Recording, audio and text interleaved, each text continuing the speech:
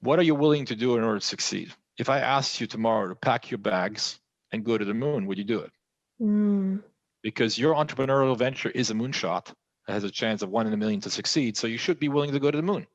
But you should be able, right? Assuming you have, obviously, especially if you're single, if you don't have any family ties, et cetera, the right entrepreneur, the hustler type, high EQ guy said, unicorn, thing sounds amazing, right? What do I need to integrate? Okay, I'm coming. And I've had some of these guys, right? And I know they're going to succeed because nothing is holding them back. Their venture is coming first and foremost. For them, going back to sacrifice, it's not a sacrifice, it's an opportunity. And sometimes people mistake the two, sacrifice and opportunity. Yeah. If I'm asking you to do certain things in order to be successful, is that a sacrifice or is that an opportunity? Welcome to Millionaire Secrets, the podcast where we dive deep into the minds of millionaires and entrepreneurs living their version of success, so you can get there too. This podcast was born from my own personal obsession with learning from successful people, and I have traveled the world in order to put myself in a room with the best of the best, millionaire and billionaire entrepreneurs, celebrities with massive influence, and icons who are changing the world with their message.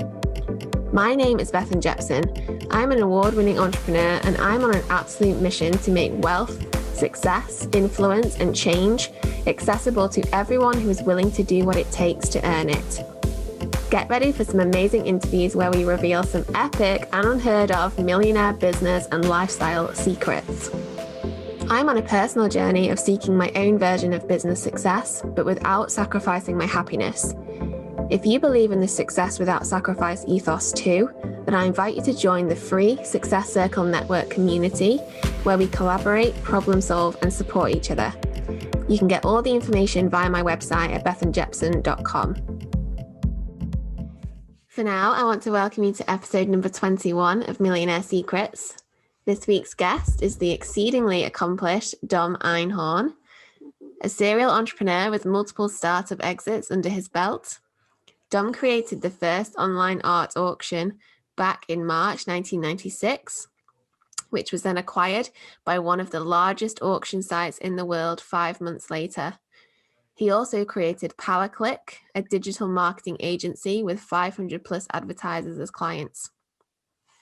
The agency merged with a publicly listed company in the spring of 2001 in an 8-figure M&A transaction. Today, he advises and invests in a wide range of technology startups. A native of Alsace, Dom speaks 6 languages, and he understands the importance of breaking down language barriers. This same philosophy he applies to businesses, and in 2018, he returned to France from LA and settled in Sala-la-Canida, and again, forgive my French pronunciation, with a single focus: to build the world's largest rural incubator accelerator, Unicorn. The digital startup ecosystem and angel investing represents Dom's true passion. As an investor, he has provided seed funding to over 20 technology startups. As an entrepreneur, he has managed client campaigns with budgets exceeding $3 billion, delivered 7 million plus sales leads, and generated over $500 million in sales as a power affiliate. Dom constantly scours the world for the next breakout startups in his fields of fintech, digital media, augmented and virtual reality, artificial intelligence, clean tech, ed tech, health tech, and food tech.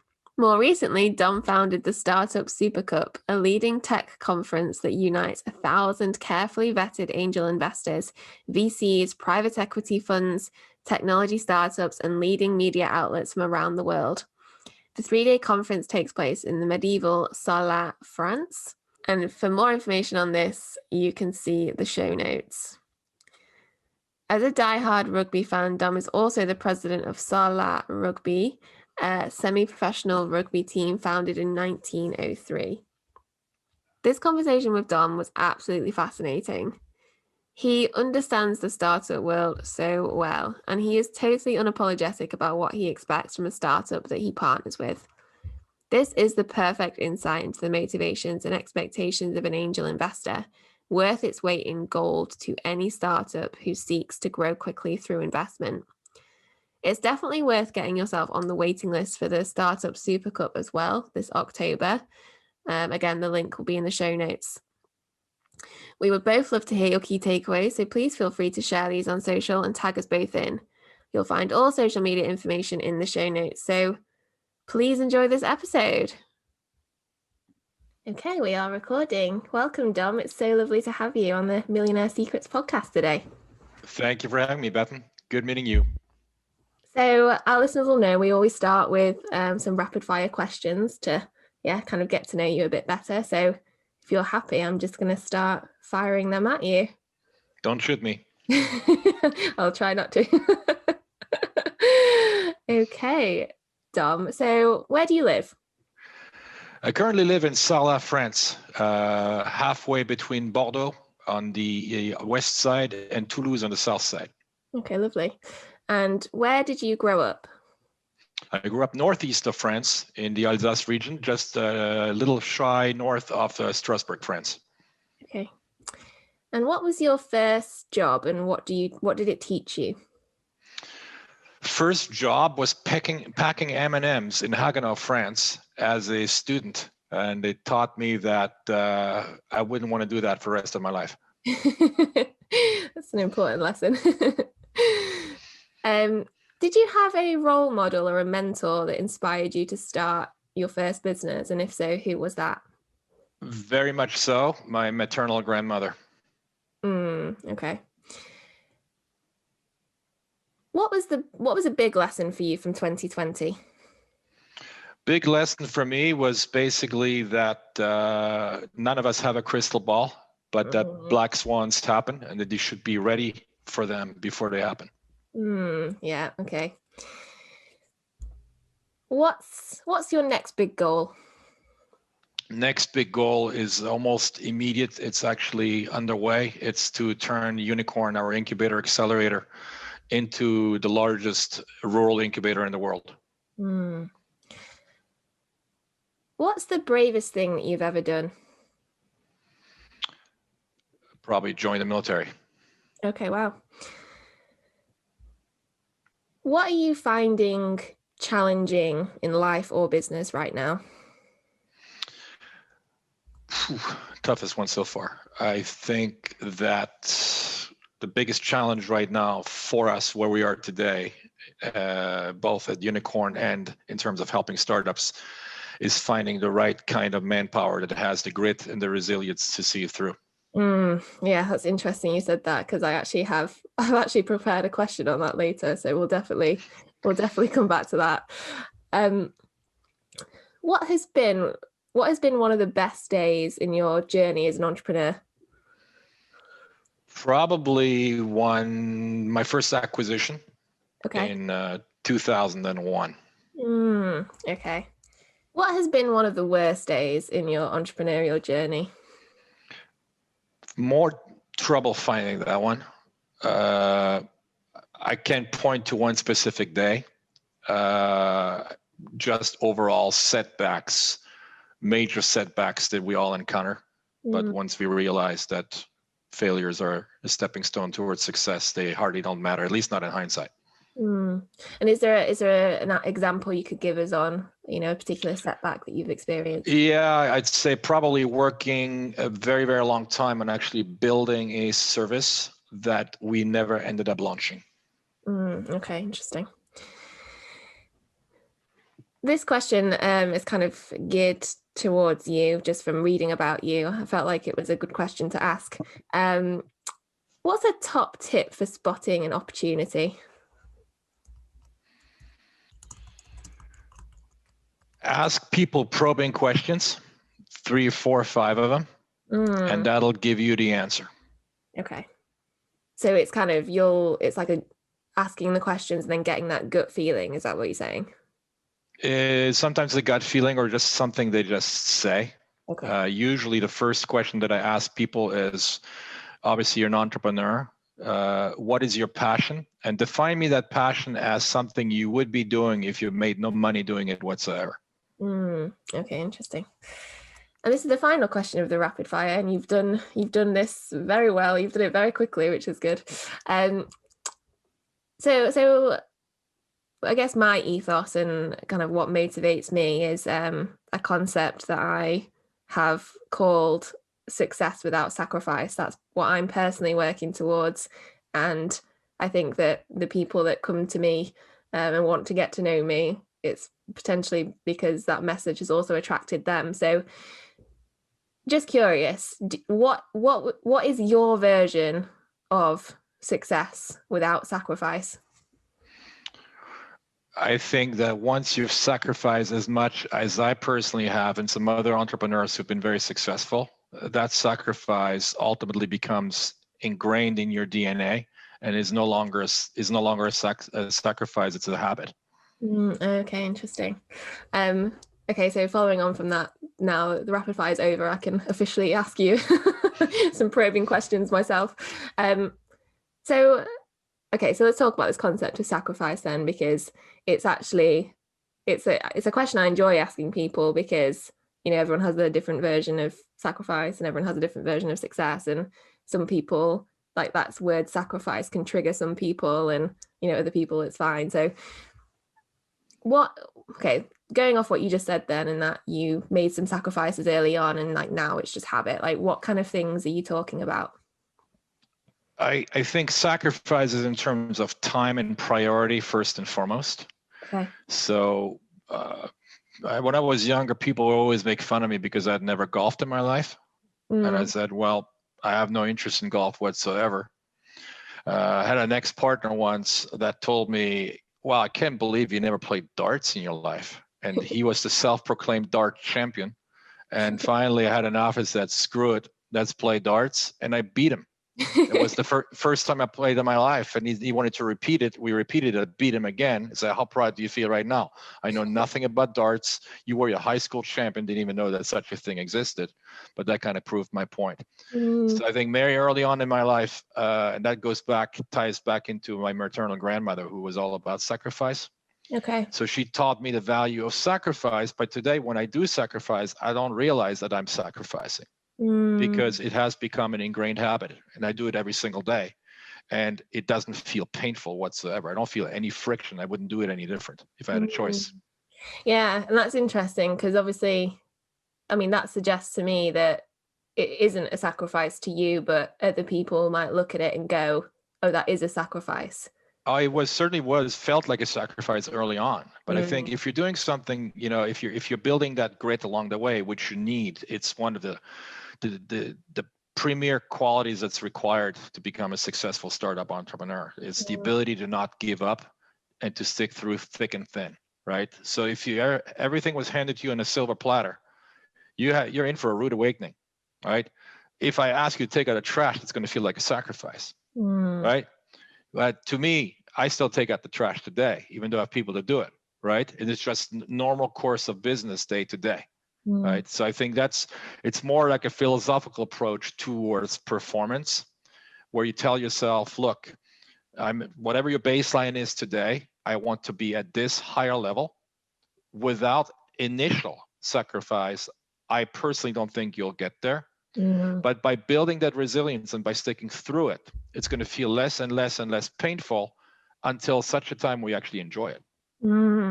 Okay, so the sacrifice itself is then, it's almost like sacrificing the concept of the comfort zone, because in a sense it's also a deliberate choice. If someone is dictating it to you, it's different. It's not the same, right? If somebody is telling you, you absolutely need to do this by 4 p.m. today, well, that's going to feel, it's not as frictionless. But if you set it upon yourself, and if you have that drive and the mental fortitude to actually stick through it, you're going to feel that sacrifice basically is a huge reward at the end of the day, because you prove to yourself that you could get it done, right? And then it becomes easier and easier and easier, and become more successful as a result. Yeah, okay, interesting. And like proving to yourself, I think, is a really interesting concept, because this concept of, I don't know, self-belief or self-confidence, or just feeling like you have it within you to do something that doesn't just happen, I think right? For those of you, the listeners who read Malcolm Gladwell, The Outliers, Yeah. You're familiar with the 20,000 hour rule. I forgot it was 10,000 or 20,000 now, but in order to become extremely proficient in whatever you do, whether you're playing the violin, whether you're an athlete or an entrepreneur, you need 20,000 hours of deliberate practice to become an expert, right? So right there, in order to be able to allocate this 25,000 hours, you're not going to watch 5 hours of Netflix every night, or you're never going to get there, or you're going to be 200 years old until you become proficient, right? And that's where this deliberate choice comes in very, very early on, where you really have to decide who you are and who you want to be, what impact and legacy you want to leave on this world, which less and less people ask themselves today, which is a fundamental question. We just go through life without even asking ourselves the most fundamental questions that relate to our inner ethos, right? Who are we? How do we define our identity, right? Who do we want to be remembered as, right? And that will basically tell you whether or not, how much sacrifice you need to go through, maybe none at all, or maybe an awful lot, or anywhere in between. Okay, interesting.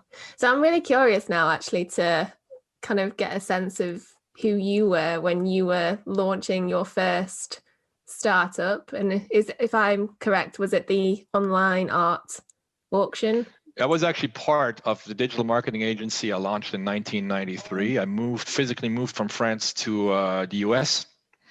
And in 1994 we did launch the first online art auction, which had not been done before. It was actually, at that point in time, it was called theartauction.com. I'm not sure even what happened to it today. It might be, taken over 12 times since, more than likely. Yeah. But at the very beginning of my career, I had a lot of starving artists. And for some reason, all the artists I knew were starving. Right. So they tend to come to me, and by the dozens, all of them were starving. They didn't have any money to spend on promotions, and I was always fascinated by art because I can't draw. Right. So I was always in awe when I saw a beautiful painting, a beautiful watercolor, et cetera, and I still am today. And I said, look, I'm going to lend them a helping hand because it's amazing. The rest of the world needs to see these pieces of art, which I did. And in lieu of payment, they gave me art.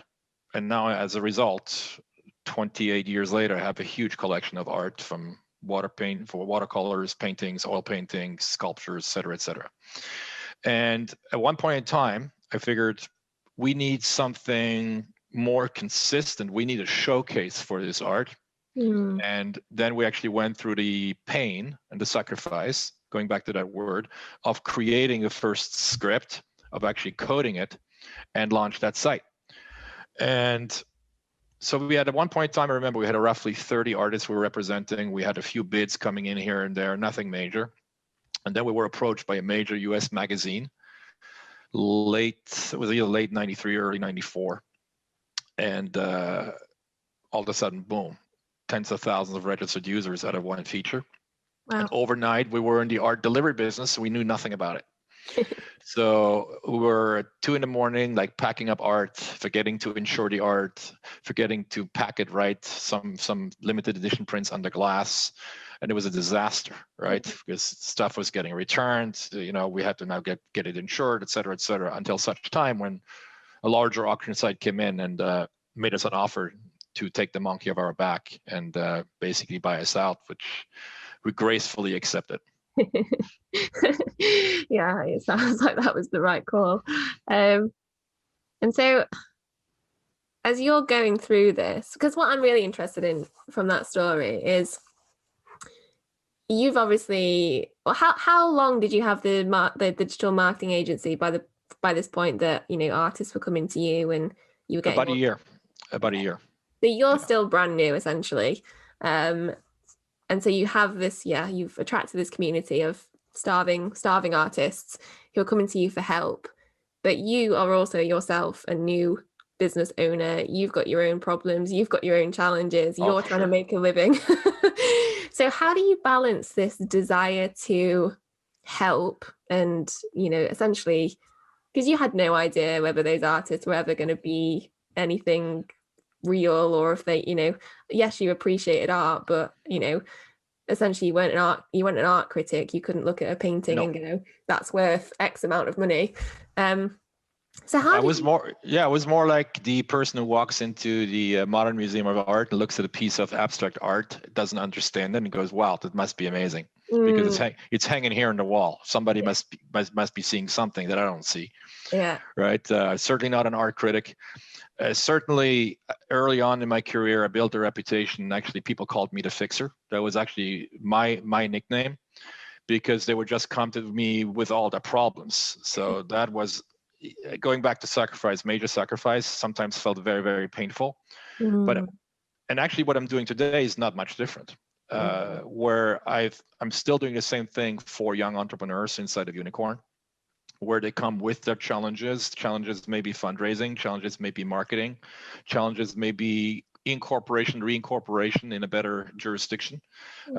All sorts of challenges that come to us with engineering problems and whatnot. And it's our job to figure out, number one, whether or not we want to get in bed with them. And number two, whether it makes sense for us to integrate them in what we do and babysit them through the process. After all, an incubator, as its name indicates, incubates little baby startups, right?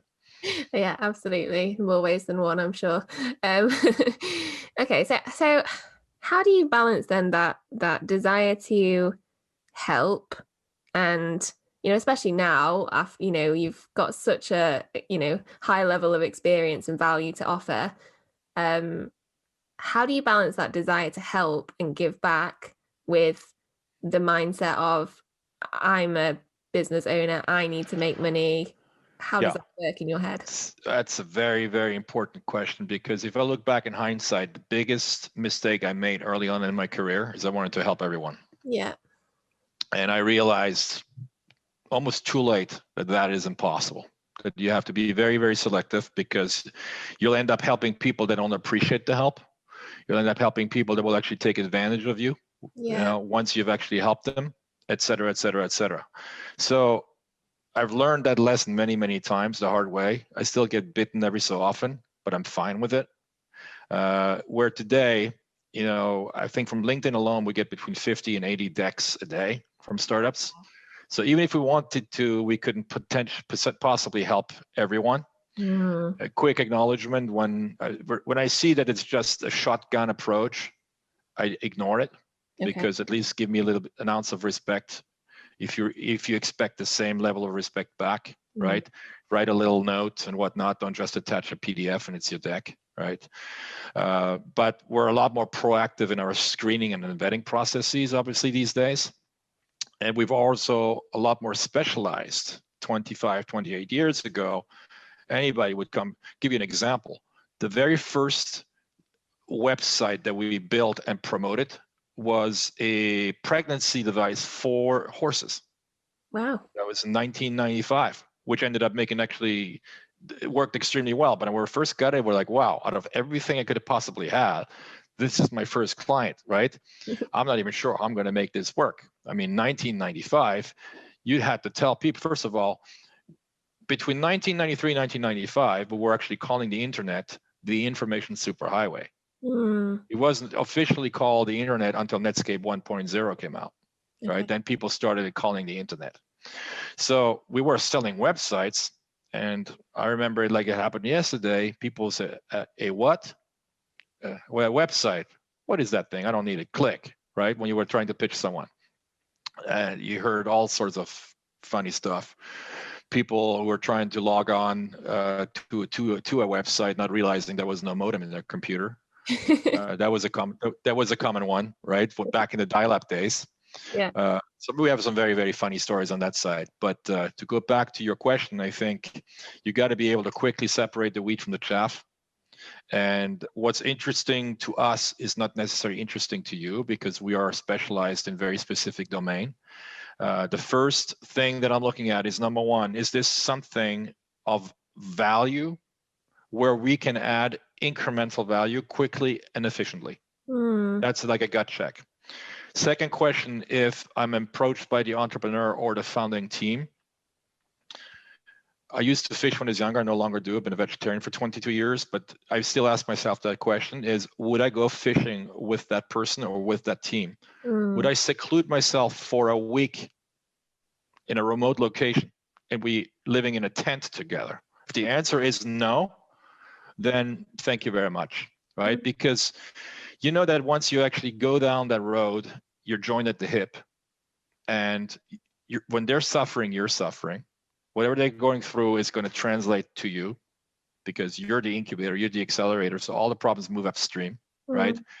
So you want to make sure that you have people that have that grit and that have that resilience, and the honesty, the authenticity, right, to carry it through. And also a very important point back to authenticity is one major turnoff for me personally are people who are portraying to be someone they're not.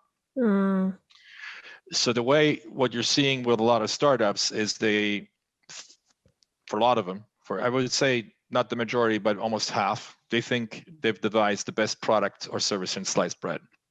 Like no one's ever thought about that before aside from them. There's nothing that could derail them, right? The success is guaranteed.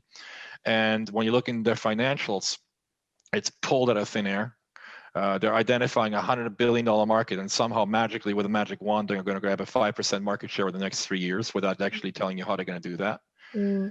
And that, when you challenge them on that, it's almost not worth challenging, because they don't have the mental honesty to realize I've actually gone through the process of saying, I'm actually insulting your intelligence, Mr. Angel Investor. They don't even realize they're doing it, right?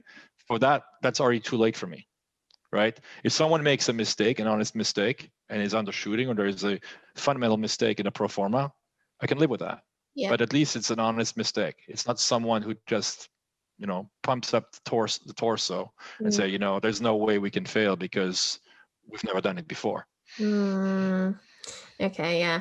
And how often do you get somebody with a good idea, but that just isn't mentally ready or just doesn't yet have the emotional intelligence to to be somebody? Like, how often are you like, God damn it, that's a great idea, but I just can't stand you? Now you're just speaking like I do 10 times a day. Okay. So that's how often, that's exactly how I feel. So you mentioned EQ versus IQ. So a couple of things there. I would take a mediocre idea with amazing execution any day before an amazing idea with poor execution. That's number one. Okay. Number two, EQ versus IQ. Ideally, you have both, right? That does happen.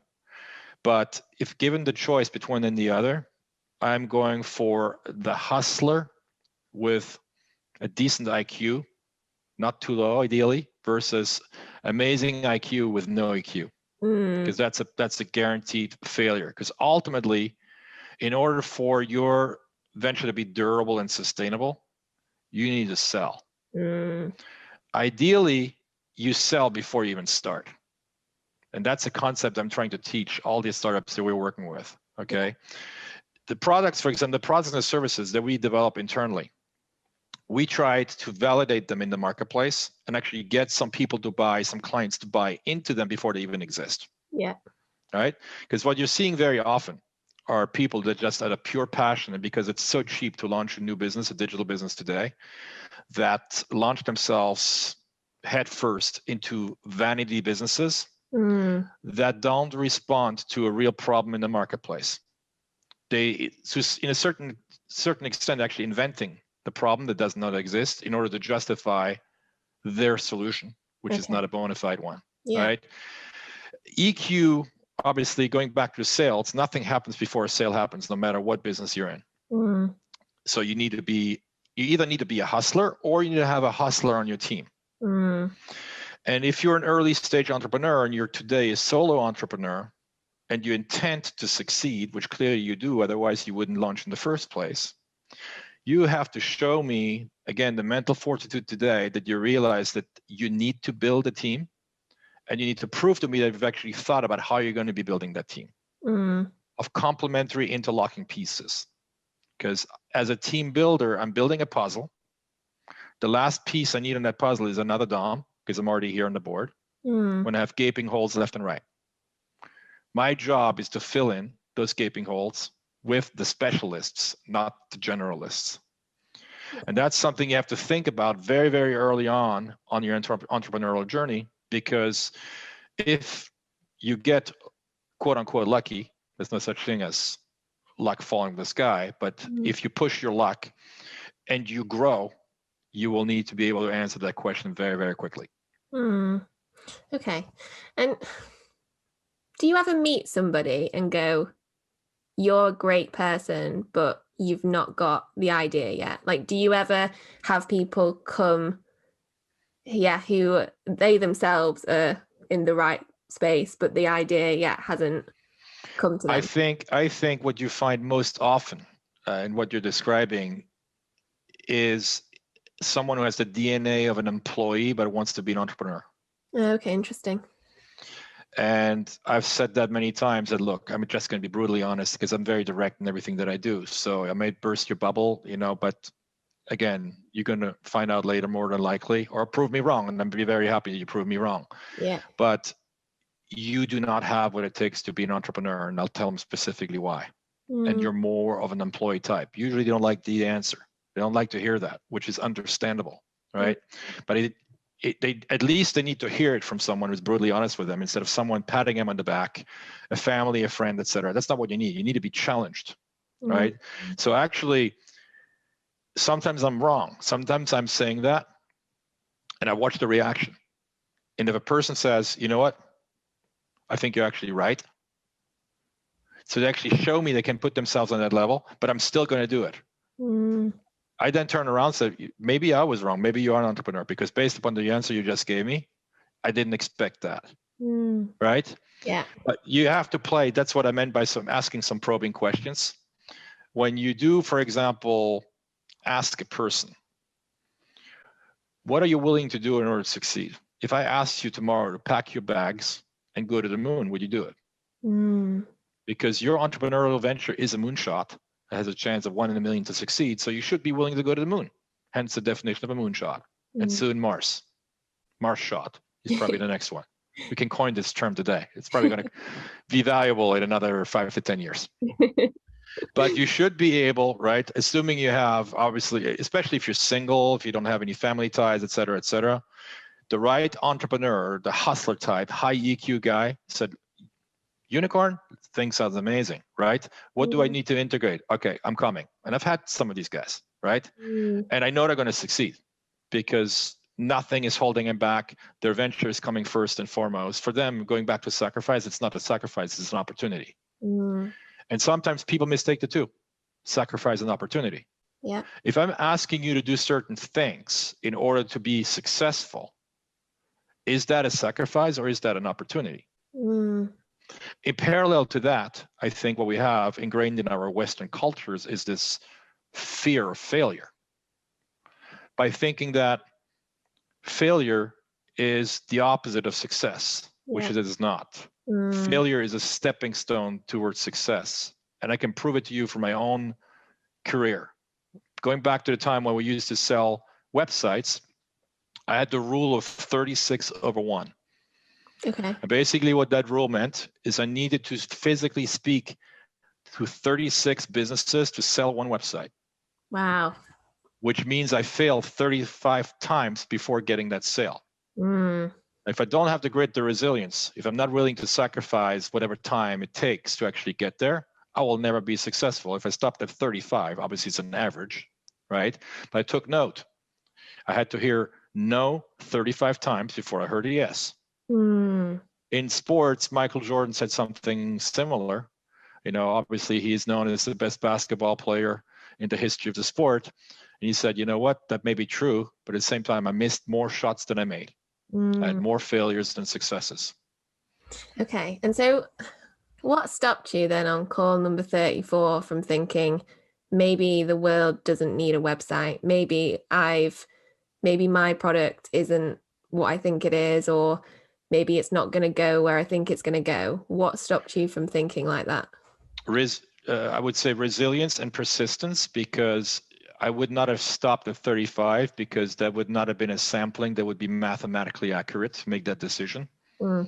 So if you made 500 calls in a row and didn't get a sale, one of two things. Either the market is not ready for what you have to sell, or you just suck at sales maybe. In which case, find a person on your team that is better than you, and you focus on what you're doing best. Going back to building that board, building that puzzle of interlocking pieces, made of specialists and not generalists. Not everybody's cut out to be a salesman. Okay. So I want to go back in time again to when you're this. It's your first startup. You've got your digital marketing agency. Was it just you, or did you have a partner from day one, or what was the? It was me first and foremost, but for a very short period of time, first 2 months, because I didn't want to ask anybody to join me before I actually got through the nitty-gritty of setting up the structure, the office, the phones, etc. But I knew from the start that if I got a handful of sales in the door, I would expand relatively quickly. And we went from myself to 4 or 5 people very quickly within 2 months. Oh, wow. And we were 30 to 35 by the end of that first year. Gosh. And like this, I mean, we've talked about people a lot already.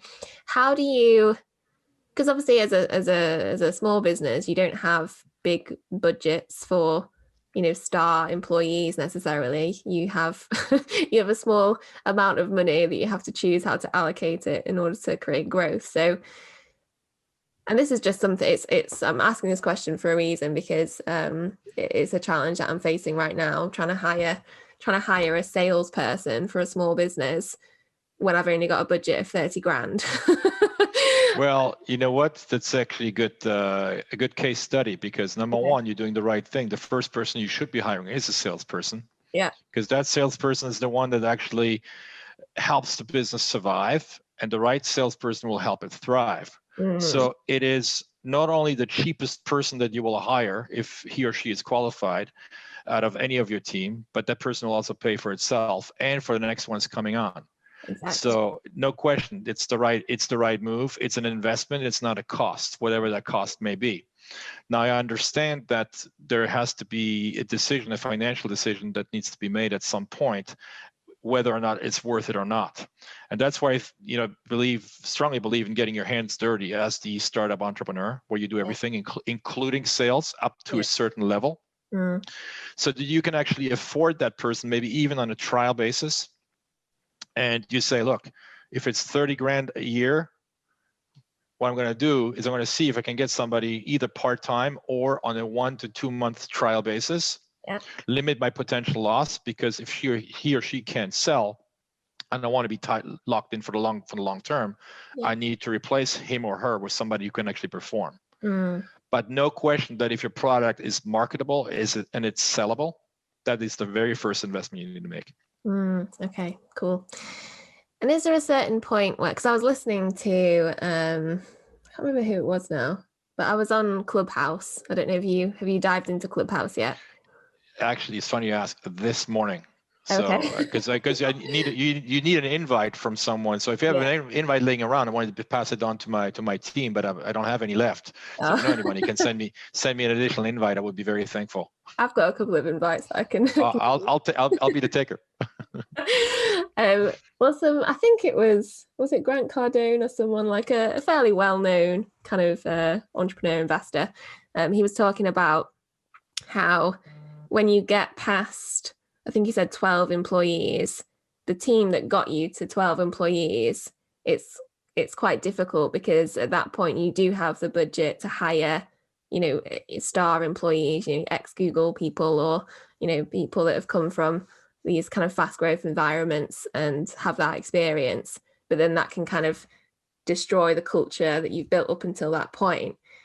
Would you agree that there's like a point when a small business has to go through a bit of a shift where the old kind of gets thrown out and you almost have to start again? Overall, I would agree. I'm not sure if 12 is that magic number. Okay. For us, historically, it's been a much larger number than that, because 12 is still a small nucleus where you have pretty strong control over the DNA of your team. Okay. I think the real takeaway is to not hire too many people at the same time, so that the core never rots. Okay. Right. So you want to slowly build on that core. So, for example, I would not go from 12 to 24. Right. I may go for 12 to 15 relatively quickly, and then stop, let these people integrate, let them also become part of that core, so that that core is never challenged, right?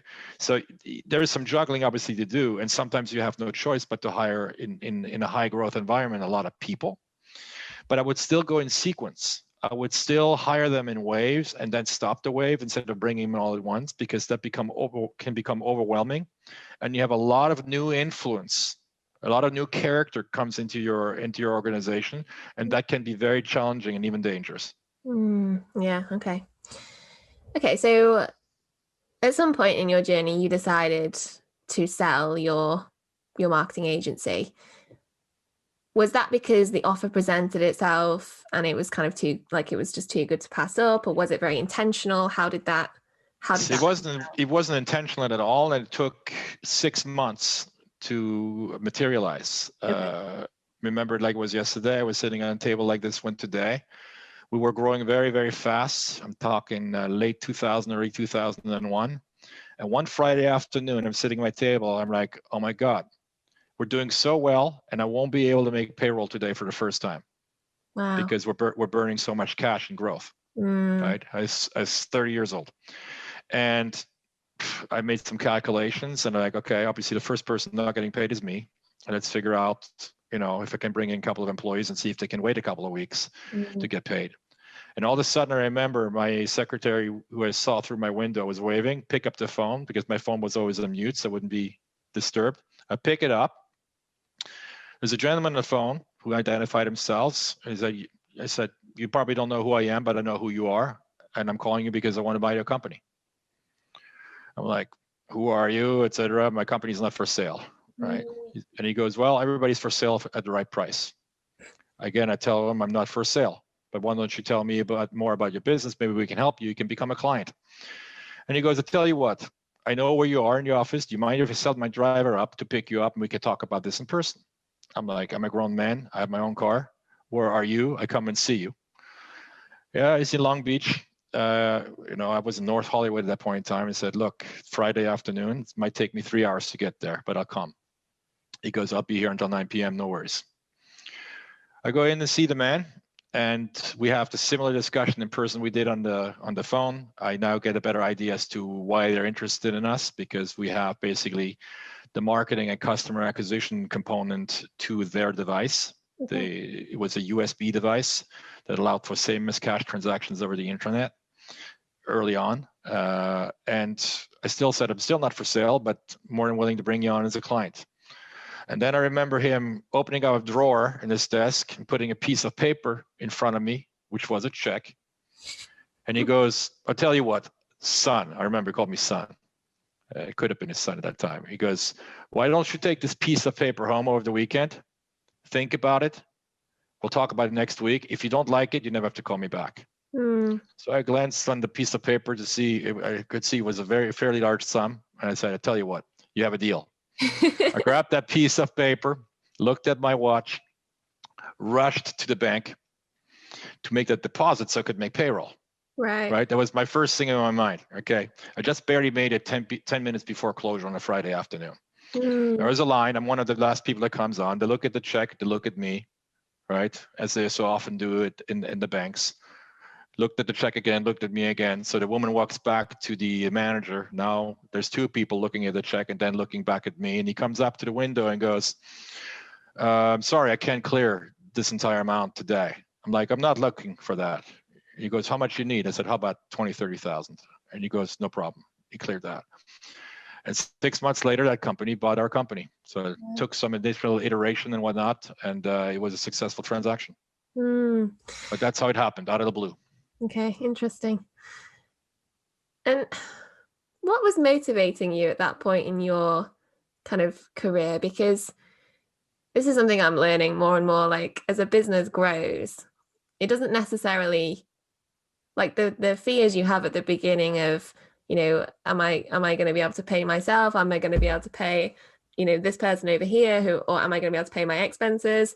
Like those fears, they never really go away, because even as you grow, you just accumulate more costs. So what's motivating you to keep growing and keep that oh my God, am I gonna be able to make payroll this month? Like, what is the motivation? Number one, what you just identified is one of the main reasons why not everybody is cut out to become an entrepreneur. Okay.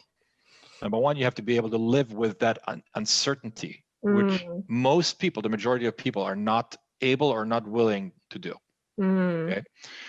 So once you come, again, you're doing sacrifice. You're a lot younger than I am. And by the time you do this for a longer period of time, it becomes easier and easier and easier, and it becomes a habit, right? Just like an athlete who's asked to run up a hill 10 times a day, the first time he does it, oh my God, I can't move for a week. And after 5 or 10 years, becomes a professional athlete. It's just part of his daily curriculum. He just does it and takes it in strides. I'm not saying that you're going to eventually enjoy it. The same way I've flown millions and millions of miles, I still don't like flying. Right? I'm not sure how people can say, I love flying. I have never been able to understand that part. And it's also part of the process. Fortunately now with tools like the one we're using right now, we can actually have a similar experience, if not better, than meeting people face to face. But I think what's really motivating is to actually do it and overcome it. So once you face the obstacle and you overcome that obstacle, it's tremendously empowering. Where you're now looking for it's almost like a drug. You're looking for, and I've never taken any, but you're literally looking for the next fix, right? It's like, okay, I've proven to myself right now that I could overcome this challenge. What's next? What's the next challenge? And you set the bar higher and higher for yourself. And that is my definition of personal growth. Oh yeah, I love that. Yeah, it's interesting because I've never heard anybody articulate the feelings quite as well as you do, and really put language to that journey. So I think for all of you guys listening who have that fear, which we all have, I have my own fears, right? I'm not fear proof by any measure. I read one book that's a top 5 book I ever read in my life. That's called The Brain That Changes Itself. Okay. It's written by a neuroscientist called Norman Doidge, Doidge. For me, it was a life-changing book because all of the fears that I had, the concerns that I had, the mental anguishes that I had, I've realized that, number one, I was not the only one that had them, that a lot of people had the same ones, and that they could systematically be overcome. In some extreme circumstances, like people who have a career-ending injury, life-threatening accident where the right side of the brain is damaged and they lose control of the left side of the body, because right brain controls left side of the body, left brain controls right side of the body, and they've actually retrained their brain, rewired their brain so that the right side of the body would take over. The right side of the brain would take over for the right side of the body, or vice versa. Some extreme measures and some extreme science that proves that everything that we've taken for granted, where you grow up and your brain is hardwired, has been proven fundamentally false. You can be 90 years old and still rewire the brain. It just takes more effort than when you're 20 years old. Right. So for me, that was, in a way, I was able to look at myself in the mirror via some examples from this book and systematically take proactive action, right? And lose bad habits and create good ones, and stick with it. Anything can become a habit, good or bad. That's a very important takeaway here, right? If you smoke for the first time, you may not even like it. But if you smoke consistently for the first time, eventually you're going to become hooked. And it's going to be a bad habit that's very difficult to get rid of, right? A good habit, if you don't exercise, the first time you exercise, it's going to be very, very difficult. You're going to be rusty, you're going to be achy, et cetera, and it gets easier and easier and easier. Eventually you're going to enjoy it, right? Hence the famous Mark Twain quote, who said one day that quitting smoking is the easiest thing in the world. He does it once a day. Yeah. No, that's brilliant. Okay, so I wanted to ask you actually one of the things that came up in the rapid fire when I asked you what the best day of your entrepreneurial journey. You talked about your first acquisition. What was that, and when was this in terms of your journey? It was relatively early on, so it was the auction site. Okay. Where I was first of all very happy because that huge monkey was taken off my back, and somebody else was willing to cope with it instead of me and my team. And then it was tremendously fulfilling feeling as well, where I said, "Oh my God, I can't even believe that." Number one, I was able to parlay what's I felt was currently failing into a success, literally overnight. Yeah. And that people will actually see enough value to pay good money for it, despite all the hair that was on it, right? Mm-hmm. And I said, well, and I considered myself, operationally speaking, a failure because I couldn't figure that thing out and I had never done it before. I said, look, if I can do this bad and turn it into a success, what can I do with my next project, right? It can only go up from here. So it's via this process of iteration, successes and failures. I mean, the most dangerous thing about a failure is to not realize when you're failing. The most interesting thing to do is to provoke failure consciously so that you can get rid of it as quickly as possible by tracking everything that you do, right? So if you're selling a product or service online, for example, or in your case, asking yourself whether you need to hire that next person, that next salesperson, quick and easy. Bring them on for a 1-month trial. Yeah. Limit your potential loss and tell them right up front, I don't have the money right now to hire you for a whole year.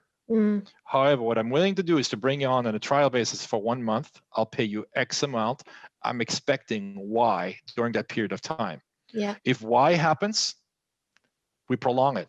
But be aware then clearly, if I'm paying you $30,000 a year as a salary, I'm expecting 90,000, 120,000 in sales during that first year. And then if all things go well, you actually get commission on, depending on what the math is, depending on what your profit margins are. Yeah. Right. Okay. And have you, when you've obviously been nurturing startups and you've been in that world, have you ever bought one? Like, have you ever been the person who acquired a business that you like the look of? Have you always kind of stuck to the investing side? I've not purchased a startup per se. What I've done instead is I've purchased specific assets from a startup. Okay. That I had deployed to basically speed up what we're developing internally. So, for example, pieces of code, specific mobile apps, specific strategies / platforms for acceleration. Okay. That I've either invested in or that I've purchased outright, but not the structure as a whole. I'm not saying that you shouldn't do that. It's just not for my taste because I have my own team. I don't want to buy a team that I'm not intimately familiar with. Okay. I don't want to potentially buy someone else's problem without knowing what that problem is. I'm very cautious when it comes to that. Okay. By definition, technology is scalable. People are not, right? And nor do you want to scale people too rapidly, as we've identified a little bit earlier. Yeah. I want to slowly, organically grow, make sure we keep the DNA intact. I have a fantastic team here today. That's by design. You add on complementary pieces, make sure they get along. Yes, there's going to be a little bit of friction here and there, but you resolve it. You notice it right away and you fix it. And that for me, again, at my stage of my life, I don't want to make my life more complicated than it is. I do want to create bona fide solutions to two problems and be able to scale them. But at the same time, too old to just tire myself out with people who should not be on the team. You're either on the bus or you're off.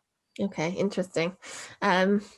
Yeah, I mean, I'm not going to bore you with too much of my own story, but me and my dad, we have just acquired a business together. So we are kind of, we've got some problems. You know what I'm talking about. So I was just curious to see if you'd experienced that. With your goal then to take your incubator, you said you wanted it to be the biggest rural incubator in the world. Can I just ask what's the rural bit? Like what's that? Yeah, what is that? So that was a proactive decision 2.5 years ago when my wife and I, first and foremost, decided to move away from a large metropolitan area, Los Angeles. Okay. And we said, we're not going to move back to France to go to Paris. So we knew from the start that we didn't want to fight with traffic, with pollution, et cetera, et cetera. We want to be in a place where it feels good to live, and where you can actually run a business in peace. One little anecdote, I brought two of my best Panamanian engineers from Panama who had worked with me for many, many years, one of them since 2005. Had an office in Panama. They were commuting 3 hours a day to and from the office. They came with their 5 kids combined. Today, they walk to the office, 5-minute walk to drop off the kids at school on the way and to pick them up on the way back home. Right.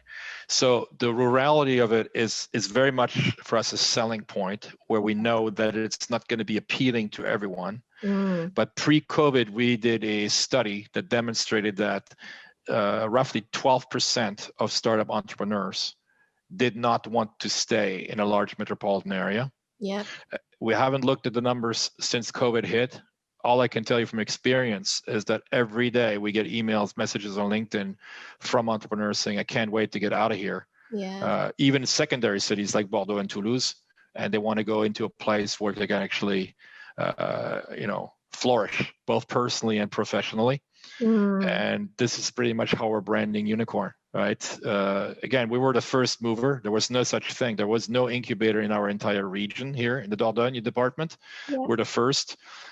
Usually the American saying goes, the pioneers take the arrows and the settlers take the gold. We certainly were the pioneers, but we intend to stick around long enough to take the gold as well. Yeah, that's the dream. And so do you intend to have kind of different locations around the world, or how do you, Yeah, historically, I've done a tremendous amount of offshoring, which is a term I like more than outsourcing. Okay. And my definition of offshoring is that regardless of how much talent you have internally, there are always smarter people outside of your organization. That's been proven over and over. So we still have people working in remote locations in Mexico, in Germany, in Romania, in the Philippines, other parts of Southeast Asia, back in the US, Canada, etc. So we still have that. We also have a remote incubation concept that we recently launched where we provide our services, Unicorn services, to companies that have no desire to relocate to Sarlat, France. Again, I've taken a global view on everything. If we are true believers in the internet today, we should know that we can work pretty much from anywhere, hence the moonshot we talked about earlier. Yeah. Eventually you'll have Wi-Fi on the moon or something better. If you look up Elon Musk's new venture, Starlink, I can't wait for that. Ubiquitous broadband anywhere in the world, including the Amazon rainforest. Yesterday, actually, they had the most successful launch ever. I think they launched 80 satellites in one day and building this large constellation.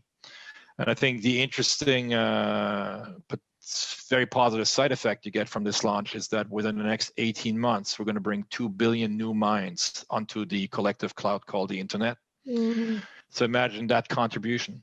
First of all, solving that digital divide from the people who are not currently online yet, who will be coming online, who are not just consumers, they're also contributors. They will create their own content, written content, podcasts, movies, videos, helping solve problems that are facing us all as humanity. 1/4 of the world population is still disconnected today, but it will be online within the next 18 months or so.